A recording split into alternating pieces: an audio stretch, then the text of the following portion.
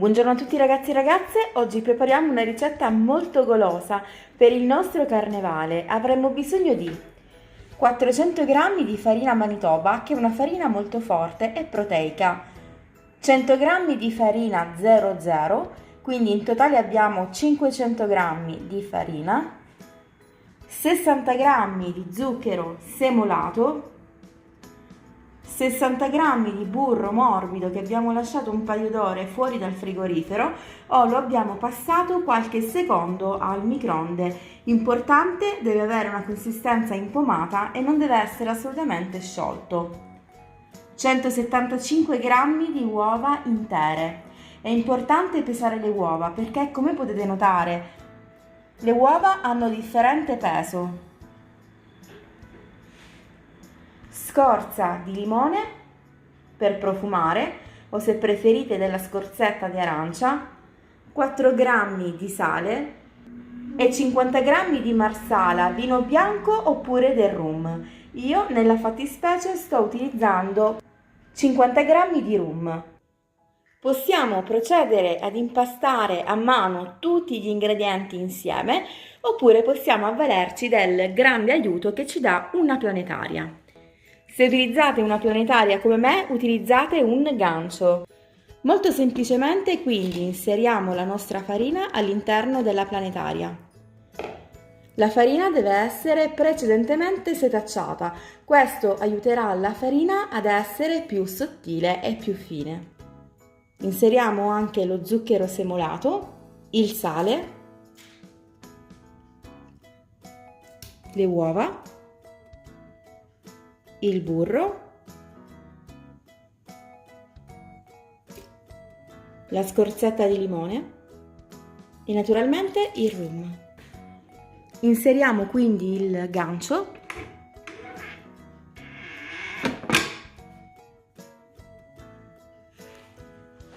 e facciamo partire la nostra planetaria.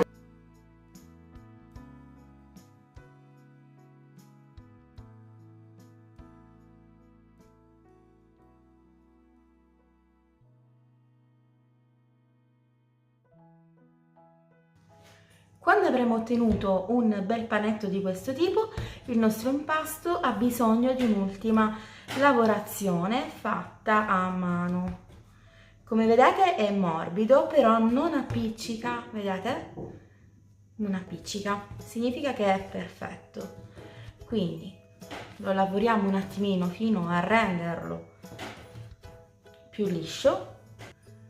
Avere una planetaria è sicuramente un ottimo aiuto perché ci aiuta a fare tante preparazioni senza stancarci. Vedete com'è bello liscio l'impasto?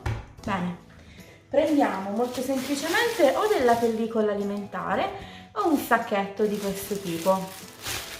Mettiamo il nostro impasto all'interno, facciamo un nodino e lo lasciamo riposare in frigorifero per una bella mezz'oretta.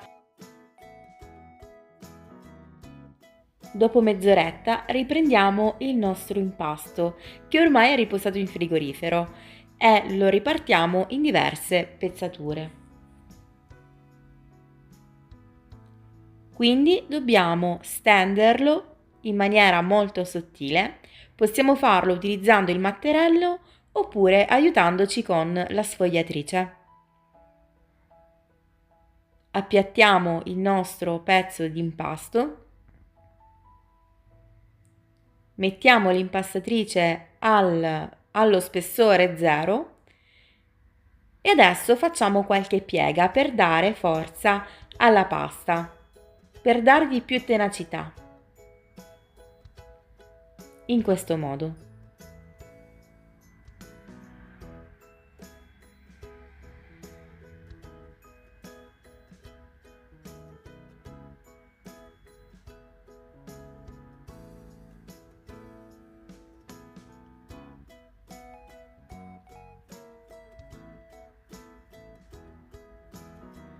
Mano a mano che stendiamo la nostra sfoglia, dobbiamo mettere via via uno spessore più piccolo, fino ad arrivare allo spessore desiderato.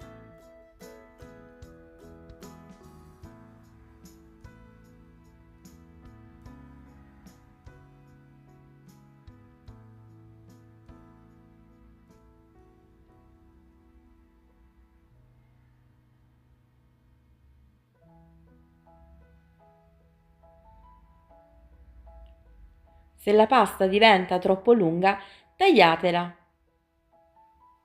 In questo modo sarete agevolati.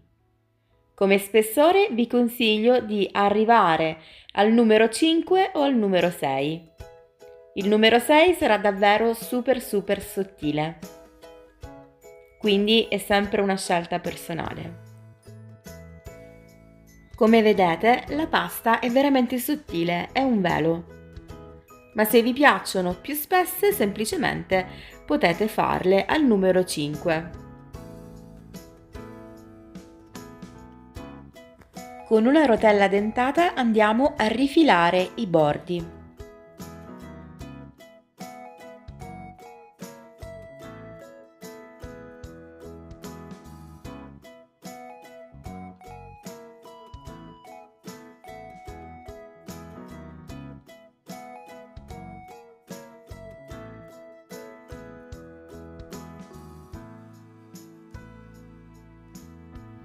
E adesso vi faccio vedere come piace a me farle.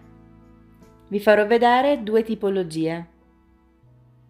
La prima a fiocchetto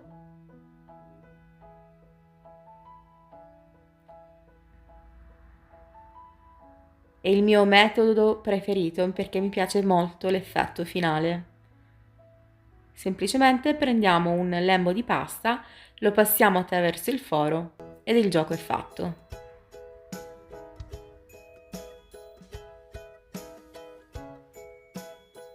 Consiglio inoltre di utilizzare uno strofinaccio al di sotto perché in questo modo non utilizzeremo troppa farina. E la pasta non si attaccherà al piano di lavoro. Adesso vi faccio vedere il secondo metodo per prepararle. Semplicemente dobbiamo fare 3 taglietti, anzi 2 taglietti all'interno e otterremo 3 striscioline. Non dobbiamo arrivare alle estremità, altrimenti risulteranno completamente tagliate. E adesso passiamo alla frittura. L'olio deve essere caldo, ma non deve essere eccessivamente caldo, altrimenti si bruceranno in 2 secondi.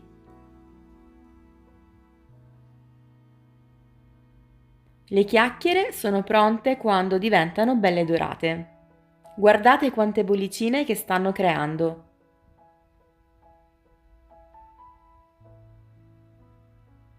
Significa che il nostro impasto è ben lavorato.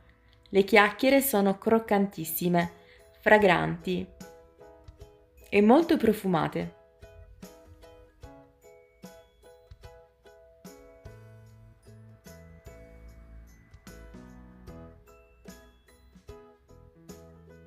Fatemi sapere giù nei commenti se volete vedere anche come preparo le chiacchiere ripiene con la crema pasticcera.